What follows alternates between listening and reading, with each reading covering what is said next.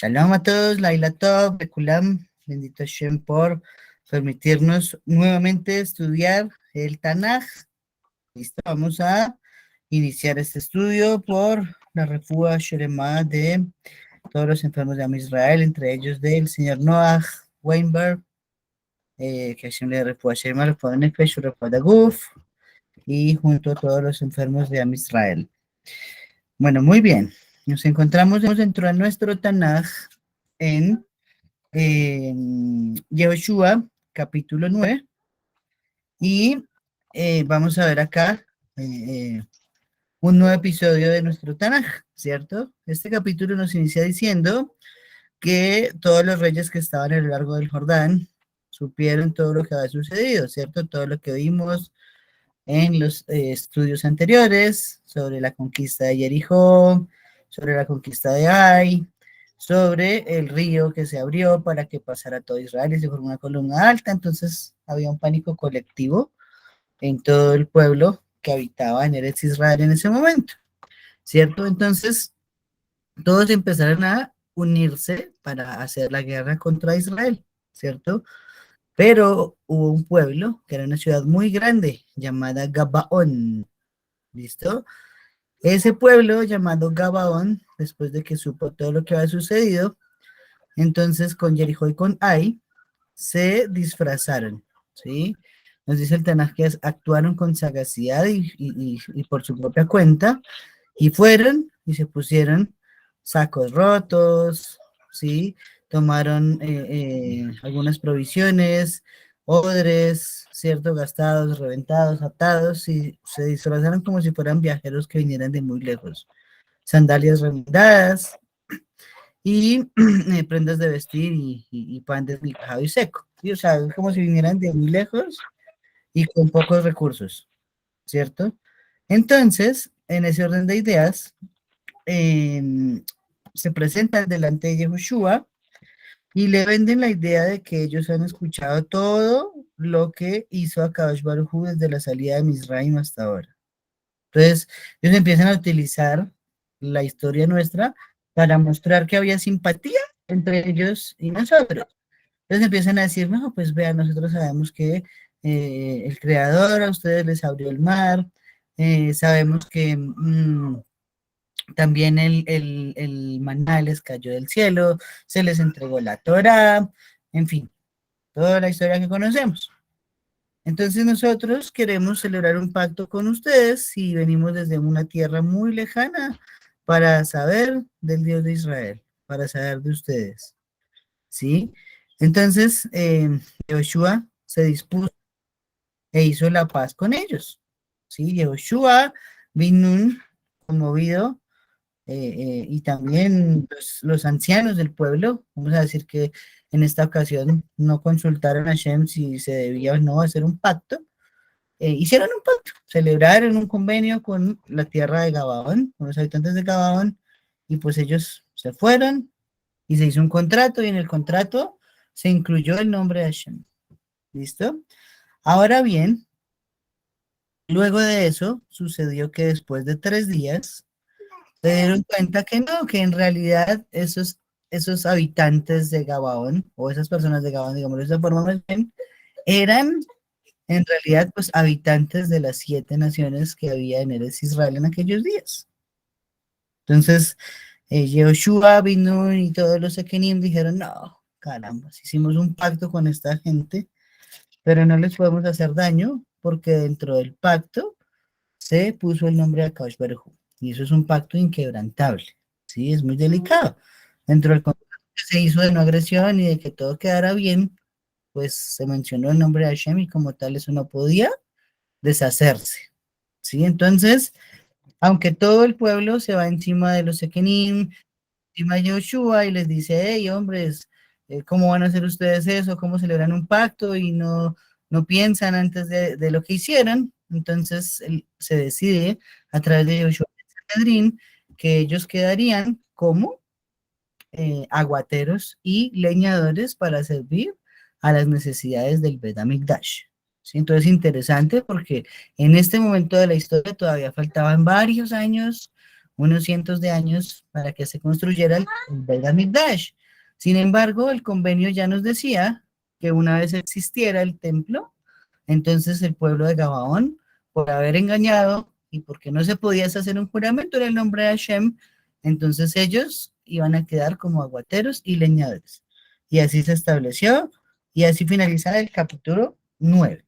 ¿Listo? Entonces, sobre el capítulo 9 vamos a analizar, ¿no? ¿Qué podemos analizar? ¿Listo? Primero, nos enseña el Midrash Rabbah, que Rabbi Yossi el Galileo dijo que 3 veces la humanidad se unió contra Kadosh Baruj Hu. Bueno, hay 3 veces que está mencionado a lo largo del Tanaj que la humanidad murmuró y hizo algo contra Kadosh Baruj Hu. El primero es en la Parashá Noach, ¿cierto? La Torre de Babel. Allí se dice, vengan y hagámonos una torre y una cúspide cuyo techo llegue al cielo y hagámonos un renombre delante de nosotros. Entonces ya estuvimos viendo en los estudios anteriores del Pardes Torah que ese objetivo tenía, entre otras, hacer la guerra contra Hashem. Es uno. Dos, es en este momento. En este momento, cuando el pueblo de Gabón usa su astucia, vienen, se disfrazan, logran celebrar una amnistía con Yehoshua y los ancianos, y por lo tanto no queda otra que aceptarlos, que habiten dentro de nosotros, y que la condición es que cuando se erija el Bet HaMikdash, ellos deben servir como aguateros y leñadores. Y una tercera fue mencionada por el rey David en el Salmo número 2. ¿Sí? ¿Por qué se alborotan los pueblos y por qué se amotinan las naciones? Los reyes se levantan contra Hashem y contra su ungido. Entonces nos está hablando de, en ese momento, el contexto cuando se hacía la guerra contra David Amelech y también contra Shlomo en algunas batallas que tuvo, aunque él fue un poquito más pacífico. Muy bien. Entonces, aquí entonces vemos, sí, una dificultad muy, ¿cómo decirlo? Mm, Muy inocente de parte de Yehoshua y de los ancianos, ¿no? Nadie se esperaba dentro de la maldad, dentro de su buen corazón, dentro de que estaban viviendo siempre en un ambiente kasher, solo entre judíos, personas grandes, personas honestas, transparentes, que llegaran unos astutos de afuera y se pudieran meter al pueblo así como a las malas, ¿sí? Entonces, Yehoshua y los ancianos, cuando les ofrecen un pacto, pues lo primero que se debe haber hecho, que era consultar a Kaush Baruj. Tal vez preguntar a Urim Betumim y que Hashem respondiera y dijera, sí, hagan un pacto, no hagan un pacto. Pero en este orden de ideas, Yehoshua y los ancianos lo omitieron, ¿cierto? Entonces, sobre eso, en el Talmud en Calarrabati se enseña que Yehoshua fue castigado, midá que neged midá, ¿sí? ¿Por qué? Porque Akash Baruj Hu dijo en la Torá, no harás pacto con ellos, con los habitantes de sus pueblos, porque ellos se extravienen pues de sus dioses, les ofrecen sacrificios para después invitarte a comer con ellos, ¿cierto? Ahora pues, como los gabaonitas igual dijeron, nosotros estamos en sus manos después de que se dieron el cubierto. Ellos dijeron, no, pues haga con nosotros lo que quiera, pero nosotros tenemos que intentar algo porque tenemos miedo de ustedes. Entonces, eh, haz como bien te parezca. Entonces nos va a decir el Tanaj que más adelante un descendiente de Yehoshua bin Nun llamado el profeta Irmiyahu, también dice en Jeremías 26:14 que dijo la misma palabra. Yo estoy en sus manos, hagan ustedes conmigo lo que quieran. Sí, en ese contexto estaba al frente al rey Sedequías y el rey Sedequías luego de eso termina metiéndolo a un pozo lleno de barro y allí queda durante unos días hasta que viene y lo sacan de allí, ¿no? Entonces ahí está, mira que negues mira, como él hizo que un pueblo dijera, estamos en tus manos, un descendiente de Yehoshua llamado Yirmiyahu dijo la misma frase. Todo es un galgal, hemos venido recalcando eso, todo es cíclico, ¿no? Pero muy interesante la paráfrasis que nos usa el versículo 4 de este capítulo. Dice, ellos también vinieron con astucia, ¿sí? ¿Cómo así que también vinieron con astucia? Eso implica que ya habían venido. Entonces Midrash Tanhuma nos enseña que en realidad este pueblo ya lo había intentado con Moshe Rabbeinu. Pero a Moshe si no les comió el cuento. Entonces aquí vemos un poquito ya de la diferencia de los niveles de generación en generación. Mientras Moshe, todo el pueblo fue hermético, fue blindado, pero después de Moshe, pues el pueblo no fue así siempre, y después de Joshua mucho más bajo, y después más bajo, más bajo. Con David volvió a subir, con Shlomo llegó a subir, y desde Shlomo para acá, pues siempre estuvimos en descenso. Muy bien. Eh, Aún así, la Gemara se pregunta sobre ese contrato, ¿de verdad era inquebrantable? ¿No se podría haber hecho algo? ¿No se podría haber encontrado un vacío jurídico para que no se tuviera que celebrar un pacto con los gabaonitas? ¿Cierto? Y en la Gemara en Gitín mencionan los Ajamim, dicen que el pacto no tenía un efecto, porque en realidad el contrato decía que se hacía un tratado de paz con estos viajeros que vienen de otra nación, nunca se mencionó ni que fueran residentes de la tierra, ni que eran del pueblo de Gabaón, ni que ya habitaban la tierra antes, ¿cierto? Entonces ellos dicen, pues yo era deshecho, pero ¿por qué no se hizo? Por la Kedushá del nombre de Hashem. El documento tiene el nombre de Hashem, hay que respetarlo, así hayamos omitido detalles. Si no se hubiera puesto allí el nombre de Akash Baruj Hu, sino solo un pacto entre Joshua y ese pueblo, entre Israel y ese pueblo, pero no con el nombre de Hashem, se hubiera podido deshacer todo el contrato. Muy bien,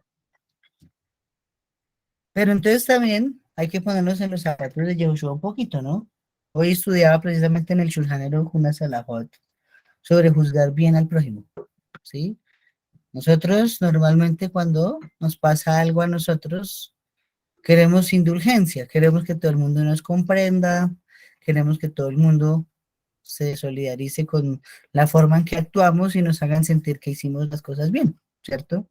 Pero cuando es otra persona, nosotros somos inmediatamente policías alágicos.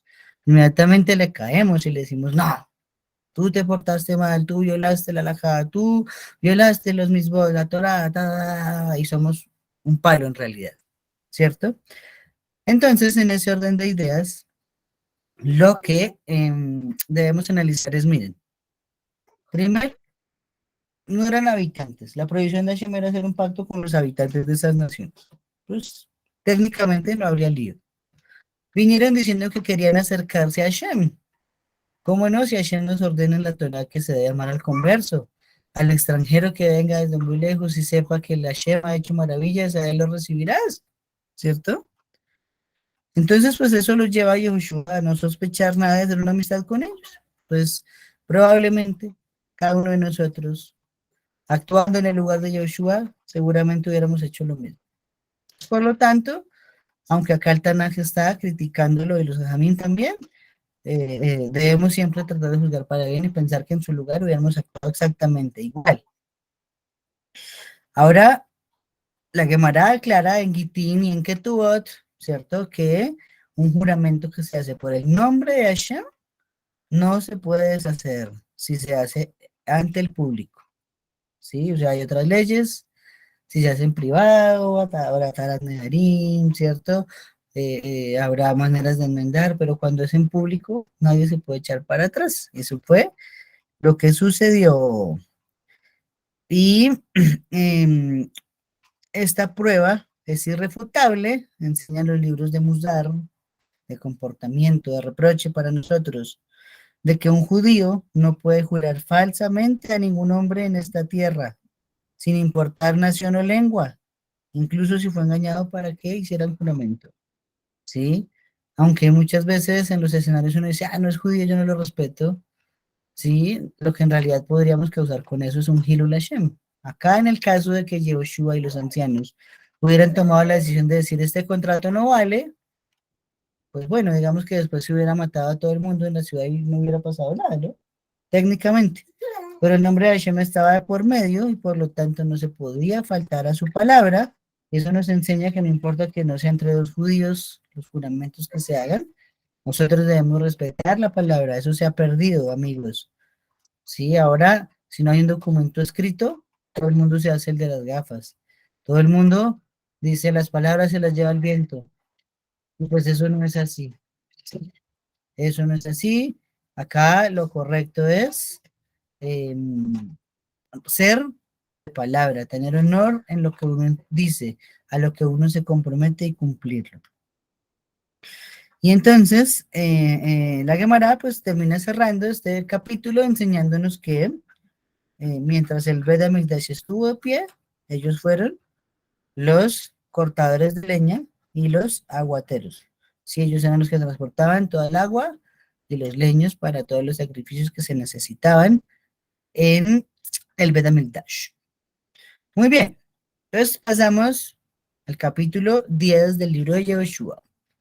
Allí en este capítulo se menciona que se juntan los reyes de 5 reinos, digámoslo de esa forma, valga la redundancia, y se juntan contra Gabaón. Al saber que Gabaón hizo un pacto con Yehoshua y Yehoshua lo aceptó, dijeron, estos son unos traidores, así que nos vamos lanza en ristre contra ellos. Ok, entonces 5 reyes se juntan para ir a pelear contra Gabaón. ¿Listo? Los nombres eran, un segundo les digo, Adonisedec, rey de Jerusalén, Oham, rey de Hebrón, Piram, rey de Jarmut, Jafía, rey de Laquish, y Debir, rey de Eglón. Entonces ellos son los que dicen, vamos a darle un golpe a Gabaón por haber hecho la paz y el pacto con los hijos de Israel y con Yehoshua vino, ¿sí? Entonces cuando se enteran los gabaonitas, piden ayuda a Yehoshua y le dicen, Yehoshua, tenemos problemas y somos aliados, entonces por favor, defiéndanos, venga nuestra ayuda. Y en ese orden de ideas, Akash Baruj Hu, ahí sí es consultado por Yehoshua antes de salir a la guerra, y la respuesta que da Akash Baruj Hu es, debes salir a la guerra porque los entregaré en tus manos, no tengas miedo. Así que Yehoshua viajó de noche y los sorprendió, no esperaban que llegara tan rápido Yehoshua, ¿cierto? Se inicia una guerra, una batalla campal grande, Yehoshua los persiguió y nos aparece por allí que cayeron piedras sobre ellos, nos dice el versículo 11, ¿cierto?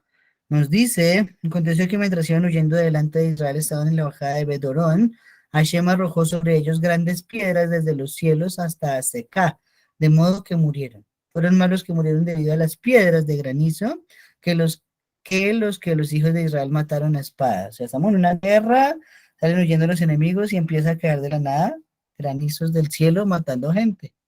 Es interesante, ¿no?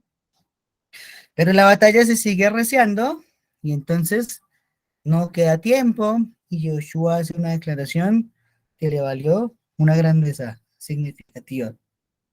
Dice, sol detente en Gabaón y tu luna en el valle de Ayalón. ¿Sí? Porque Akash Baruj Hu peleaba por Israel. Y nos dice el Tanaj, ni antes ni después Hashem te dio la orden de un hombre deteniendo el sol, deteniéndole en su curso. ¿Sí? Luego de eso, esos 5 reyes se encierran en una cueva, se les pone una piedra en la entrada, mientras Yehoshua terminaba de perseguir con todo el pueblo a los enemigos, y luego de ello, regresa, abren la cueva, y todo el mundo pone el pie en el cuello, y después de matar a esos 5 reyes, quedan colgados, y son descolgados antes del anochecer, como enseña la Torá, una misma midoraita, no se dejar un cadáver, al aire que pase una noche, porque es la dominación delante de Baruj Hu, y de un solo golpazo, de panzazo, como se dice, de carambola, se conquistaron entonces 5 ciudades, que ya dijimos cuáles fueron: Macedal, Ismael, Akish, Eglón, Hebrón y Debir. Y así finaliza el capítulo 10. ¿Listo? Vamos a resaltar puntualmente 3 cosas. Primero, dice que Hashem arrojó piedras sobre ellos en la guerra. ¿Listo? En la Gemara Masejes Berajot se nos enseña que estas piedras de granizo son las mismas mencionadas en la parashá. Esto es Shemot Baera Bo. En la parashá Bo. ¿Listo? En la parashá Bo se menciona que una de las plagas que se envió sobre Mizraim fue el granizo mezclado con fuego, ¿cierto? El fuego y el agua encontraron la paz y entonces por eso se llama el cielo Shamaim, que contiene las palabras de Esh, fuego, Maim, agua. Y por lo tanto, cuando hay un momento en que el paro le dice a Moshe, detén eso y que se detenga ya, ¿cierto? Así Moshe fue y pidió que se detenga ya. Pero esos bloques quedaron suspendidos en el cielo y quedaron a la vista de todo el mundo. Esos bloques de granizo quedaron ahí, ni se derritieron, ni se cayeron, ni se evaporaron y por lo tanto todo el mundo los veía, ¿cierto? Cuando Moshe pide que se detenga ya, ¡pum! Inmediatamente, pausa. Y entonces quedaron suspendidos 40 años, que fue la travesía de Am Israel por el desierto. Y el año 40, cuando se entra a este territorio de Gabaón, y estamos en este momento de la guerra, ¿cierto? ¿Qué sucedió? Que vienen y caen a sus destinos ahora sí. ¿Sí? Vienen y se llevan por delante a esos habitantes y a esos reyes de esas 5 ciudades. Y entonces, sin embargo, el Midrash Tanhuma viene y amplía la información y dice, listo, resulta que habían 3 contenidos diferentes de granizo, o 3 compartimientos, llamémoslo de esa forma. El número 1 fue el que cayó durante la plaga de Misraim. El número 2 fue el que cayó en esta guerra. Y el número 3 no ha caído todavía. ¿Por qué? Porque está reservado para cuando sea la guerra de Gog y Magog. Por lo tanto, esa tercera parte, que en este momento es imperceptible para nosotros, no la vemos. En su momento sucederá cuando exista la guerra de Gog y Magog, que Boreolam así va a apaciguar esa contienda que va a suceder. ¿Sí? Muy bien. Y lo segundo es que le dijo al sol, detente, y a la luna, y el sol se detuvo y la luna se paró por casi un día completo, ¿no? Entonces, importante, ¿no? Mencionar que dice que esto no está escrito en el libro de Yashar. Entonces aquí hay una citación por primera vez en el Tanaj a un libro distinto, ¿sí? La Torah había mencionado ya el libro de las guerras de Hashem. ¿Listo? No sabemos cuál es ese libro, ni dónde está, ni su ubicación, no conocemos nada de él. Pero ahora en Yeshua es el libro de Yashar, ¿sí? Y ese libro sí lo conocemos. Ese libro sí está más al alcance de nosotros. Ese libro es como un detrás de cámaras de toda la Torá y de parte de los primeros libros del Tanaj. Se atribuye su autoría a Moshe Rabbeinu mismo. Por eso se llama el libro de Yashar. Yashar significa recto, ¿sí? O íntegro, o perfecto, digámoslo de esa forma. Por eso se llama así, porque se le atribuye a Moshe Rabbeinu que lo escribió sin inspiración divina, sino más como un libro de documentación histórica. Entonces citan ese libro en el versículo 3 del capítulo 10. ¿Listo? También el resto, que fue los pedazos de Tanakh, se le atribuyen fue al profeta Shmuel. De la misma forma, escrito sin inspiración divina, sino solo como documentación histórica. Ellos en ese libro resaltaron algo muy importante. Era Shabbat, o sea, era víspera de Shabbat, era viernes el día del combate. Por lo tanto, si se ponía el sol, entonces inmediatamente el ejército hubiera entrado a violar leyes de Shabbat, ¿sí? Y aunque en ese momento no había las indulgencias que ahora puede llegar a tener el ejército, porque ahora tienen otros alajos diferentes, en el caso de que haya una guerra, ¿sí? La alhaja permite que si vienen a atacarnos, nos podemos defender y el ejército puede estar incluso en Shabbat con sus armas y puede encender fuego si necesitan y bueno, lo que se necesite para una guerra donde estamos de defensa, pero no cuando estamos atacando. Cuando nosotros atacamos es prohibido violar la alhaja. Por eso dicen allí en las alajos de la guerra del Rambam, nunca se debe iniciar una guerra después de miércoles. Máximo el miércoles, no sea que el sitio de una ciudad se demore mucho tiempo y se vea obligado a todo el mundo a violar el Shabbat. Entonces ahora sí entendemos por qué la importancia de que siguiera de día. Al seguir de día, pues no se ha entrado en Shabbat, porque lo que nos marca la entrada de Shabbat es la puesta del sol. ¿Listo? Y entonces Eso significa que si estuvo todo un día, casi todo un día, el sol afuera, como dice allí en la escritura, entonces aparece que en total duró 36 horas luz. Las 12 que ya eran corridas de ese día de la guerra, más otras 24 donde el sol no se movió. Así que el Shabbat se inició 24 horas después de lo normal en ese orden de ideas. Muy bien. Em,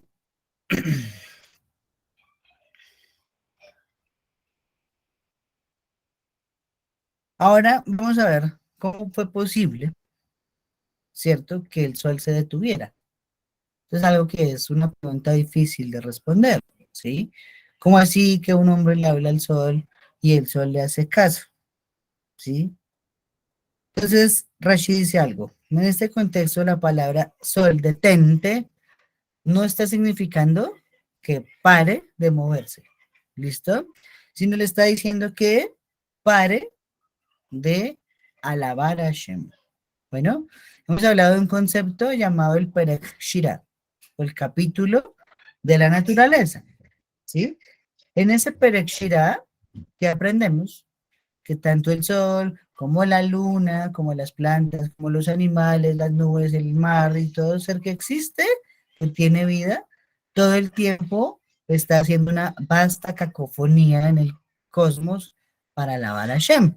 ¿Sí? Entonces, para nosotros, no sé, la vaca dice mu, ¿cierto? En realidad, ella está creando una alabanza a Shem, está diciendo bendito sea el Elohim de Jacob, está escrito en un salmo. También entonces aparece el Leviatán y el Leviatán cuando se comunica en el lenguaje que habla el Leviatán, lo que quiere decir es Salmo 136, Odula Donai Kitov, Kile Olam Fardo. Y así cada ser, yo, incluido el sol y la luna y las estrellas, tienen algo que están todo el tiempo expresando delante de Hashem. ¿Esto qué significa? Entonces me voy a hablar de Rashi. Rashi dice que siempre que el sol está cantando la Hashem, tiene permiso de estarse moviendo. Cuando el sol se calla, en ese momento no puede avanzar más. ¿Sí?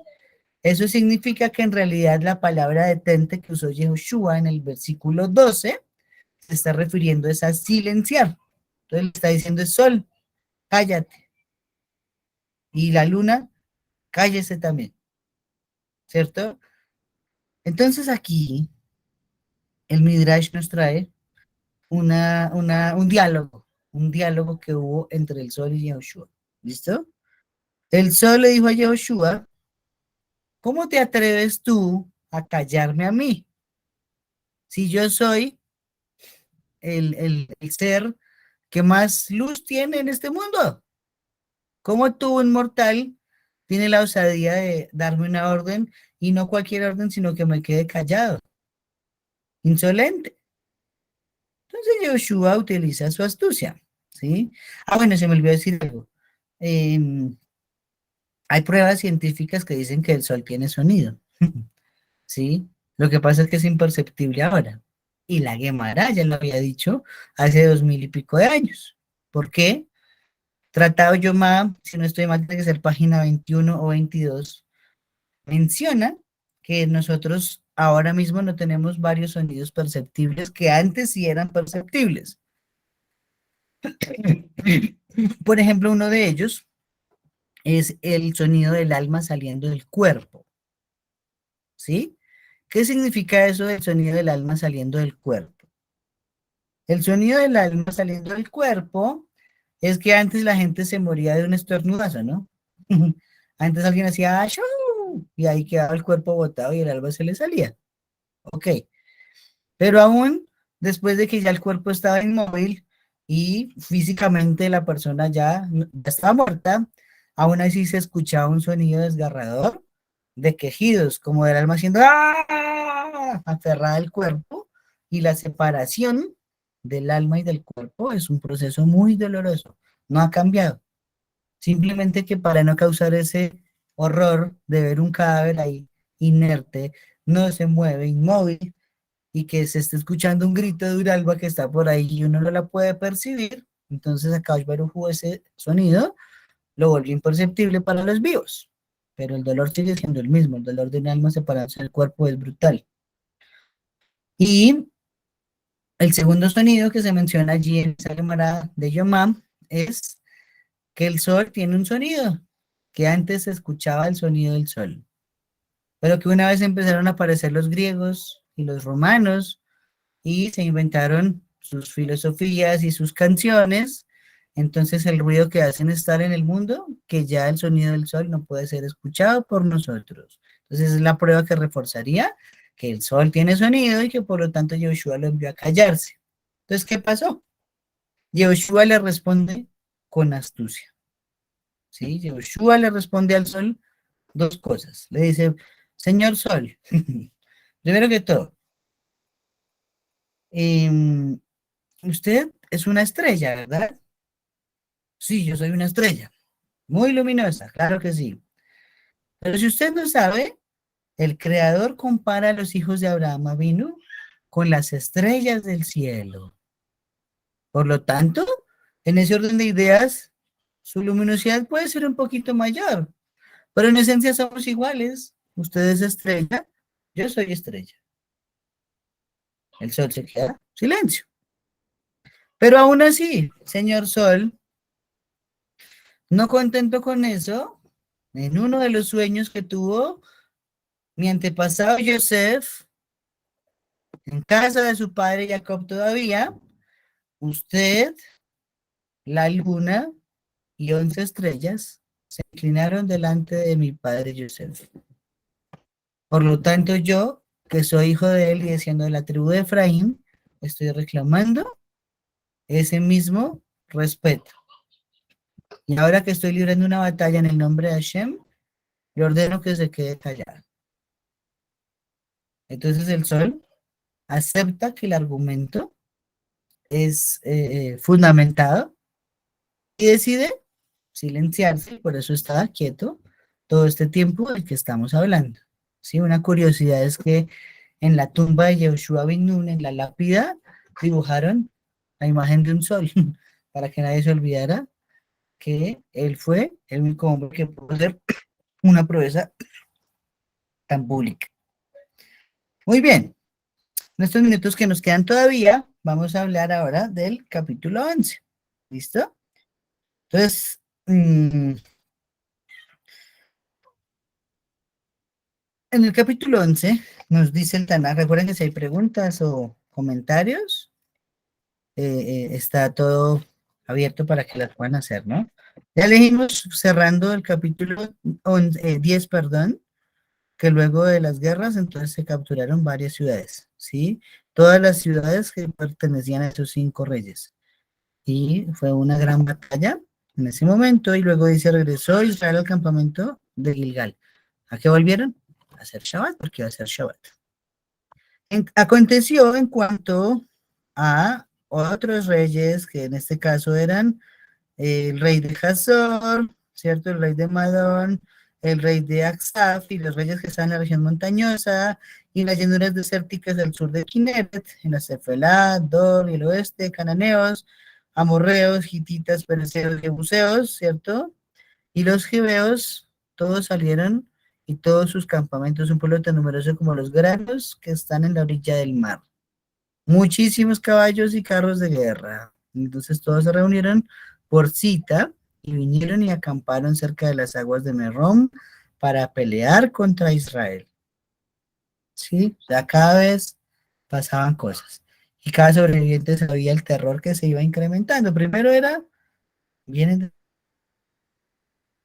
ese pueblo, le están mandando pan del cielo. Después, ese pueblo le entregaron la Torá. Después, ese pueblo desposeyó a los gigantes. Después, ese pueblo cruzó el Jordán y todos vimos cómo el río se elevó. Después, ese pueblo conquistó la ciudad de Jericó, lo más fortificado que existía.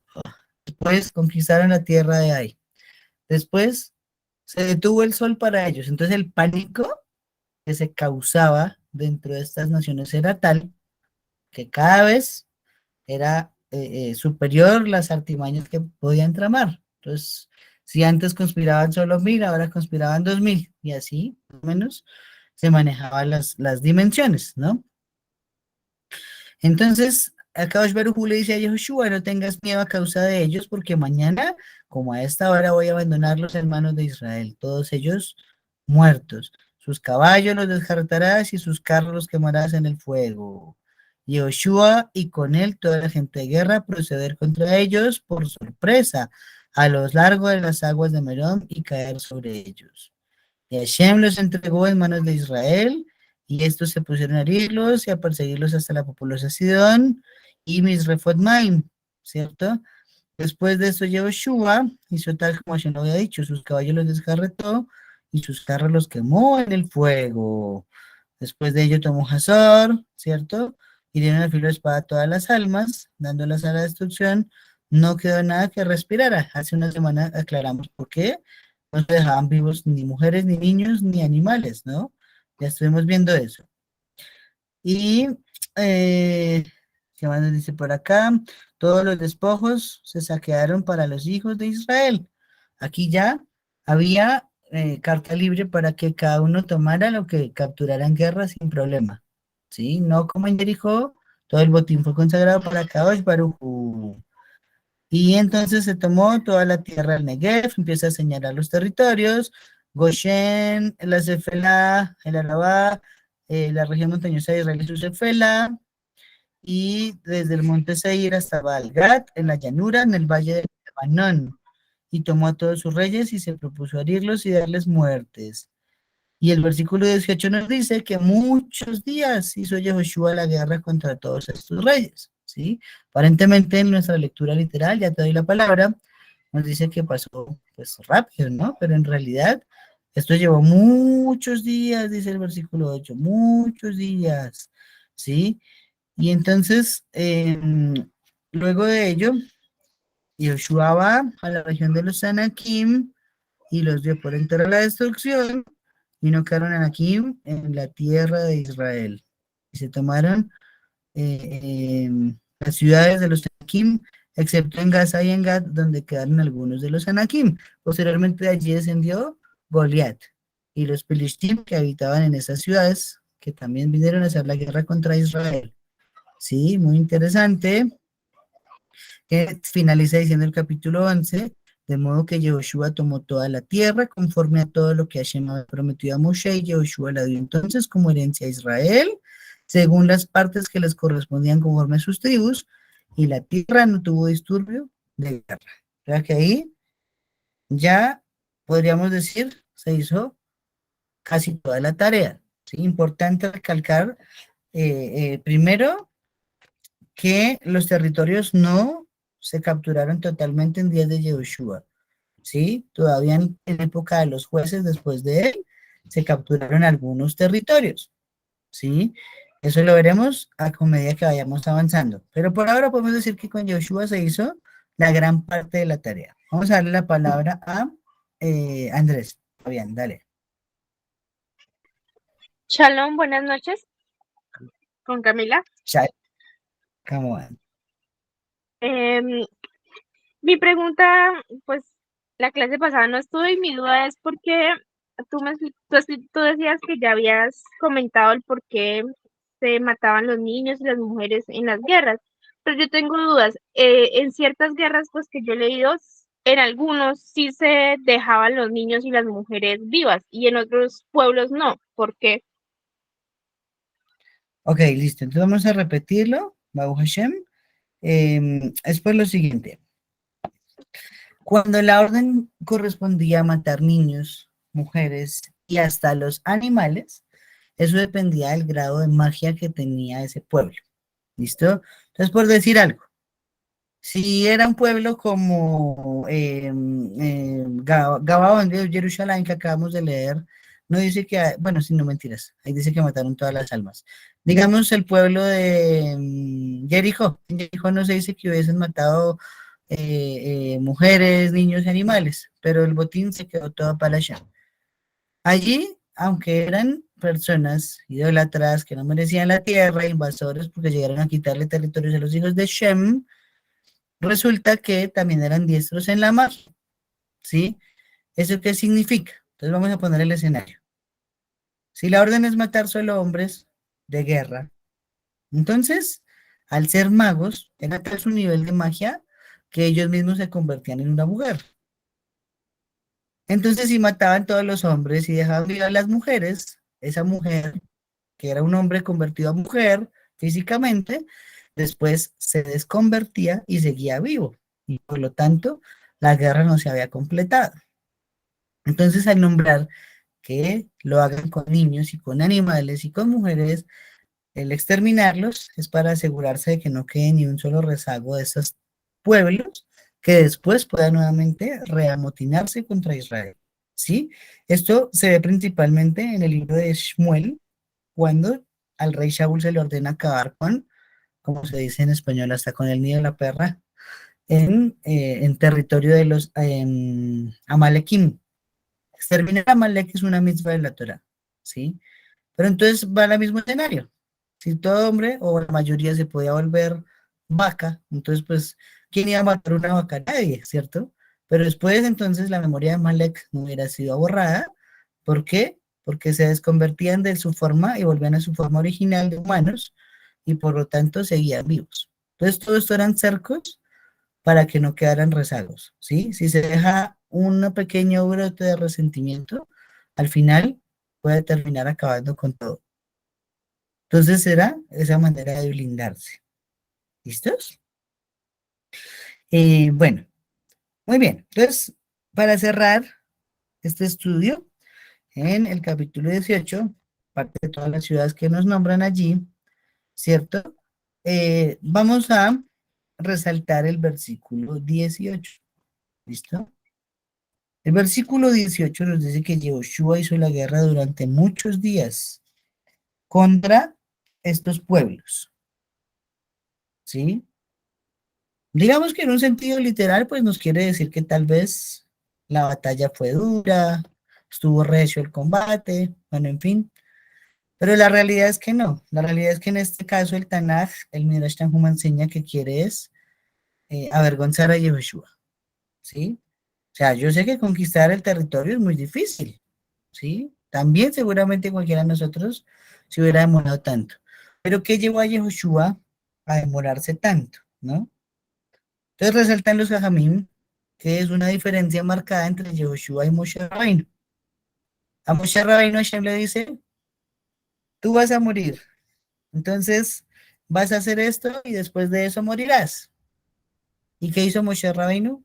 Sí, señor Hashem, inmediatamente cumplió la orden que le dio a Kadosh Baruj Hu, así representará que una vez finalizado fuese a morir.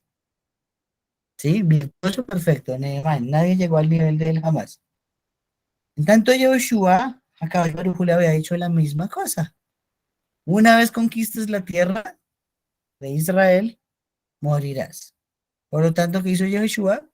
Demoró 14 años la guerra, ¿sí? Cuando nos dice que se demoró muchos días, ¿cierto? Él se demoró 14 años, ¿sí? De lo cual derivan los ajamim. Más o menos el periodo lógico hubiese sido que se demorara 4 años. Es decir, que él estuvo dilatando la guerra, no tenía tanta precipitación durante 10 años. Al final, mida que negue mida funciona el mundo, a Kadosh Baruj Hu le reduce la vida y él vive 110 años. Yoshua vivió 110 años. Entonces ahí está la diferencia. No llegó a los días de Moshe, que fueron 120. Hubiera tenido los 120, pero se le redujeron 10 años de vida. Llegó a 110. Y también esto nos enseña que vivió igual la edad máxima que había vivido su tribu, que era su padre Yosef.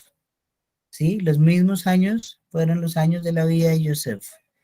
Yosef vivió 110 años, acabamos de finalizar, más de, perdón, Sefer Bereshit en la Torah, para Shabbat y ahí finalizó diciendo que los días de Yosef fueron 110, igual que su descendiente Yoshua. Aunque no se ha muerto todavía, solo es un pequeño paréntesis para aprender por qué vivió hasta esa edad y no más. ¿Listo? Entonces, Baruch Hashem, así terminamos el capítulo 11. ¿Listo? A partir del próximo capítulo que estaremos estudiando en el próximo estudio, vamos a empezar a ver ya, ahora sí, distribución de los territorios. Entonces, Bezrat Hashem, dentro de una semana, cuando nos sentemos a estudiar, les voy a proyectar unos mapas, ¿cierto? Para que veamos con el Tanaj en mano cuáles fueron los territorios dados a cada una de las tribus, ¿cierto?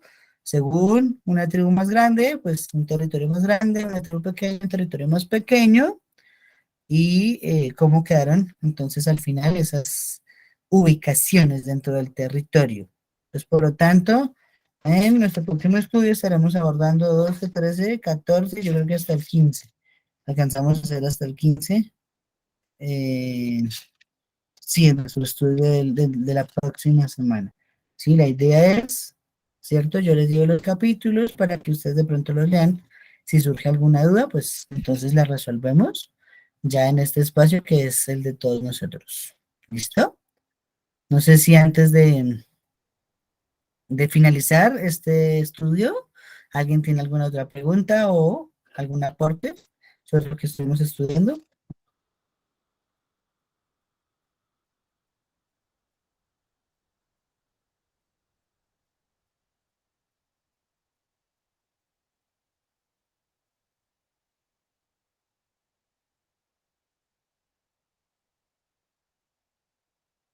Bueno, creo que no, Baruch More, Hashem. gracias. Gracias, gracias a ustedes, Baruch Hashem, por este espacio. A todos una feliz noche y con la ayuda de Hashem entonces nos vemos dentro de, mañana mismo para el estudio del Pardes Torah. Vamos a estar estudiando la guerra de los reyes en esa época que hubo de 5 reyes contra 4, para que todos hicieran una leída de Bereshit capítulo 14, para cualquier duda que haya sobre ese tema. ¿Listo? A todos, Laila Tov y pues, Laila Tov. Baila todo, Javi. Rabá, Laila Tov, Shalom.